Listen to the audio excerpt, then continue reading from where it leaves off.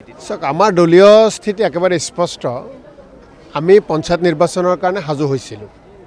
আৰু পঞ্চায়ত ৰাজ ব্যৱস্থা কংগ্ৰেছ দলে আনিছে আমি কংগ্ৰেছ দলে ভাবোঁ যে গাঁৱৰ শাসন গাঁৱৰ মানুহৰ জৰিয়তে হ'ব লাগে গাঁৱৰ উন্নয়নৰ ক্ষমতা গাঁৱৰ মানুহৰ হাতত দিব লাগে আৰু তেতিয়াই এইটো সম্ভৱ যেতিয়া পঞ্চায়ত নিৰ্বাচন হয় পঞ্চায়ত যোৱা সময়ৰ প্ৰতিনিধিসকলৰ টাৰ্ম আগতে শেষ হৈছে গতিকে আকৌ পঞ্চায়ত নিৰ্বাচন অতি সোনকালে পাতিব লাগে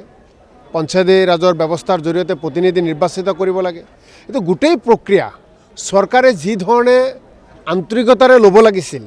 সেই চৰকাৰৰ আন্তৰিকতাৰ অভাৱৰ কাৰণে আজি পঞ্চায়ত ইলেকশ্যন পিছুৱাই গ'ল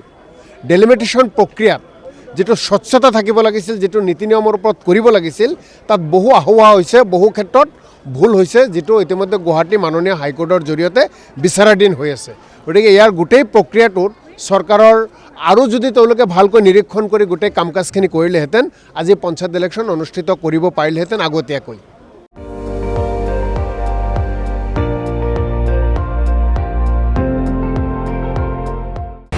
আপুনি চাই আছে ND24 সৰ্বশ্ৰেষ্ঠ নহয় সৰ্বোত্তমৰ দৌৰত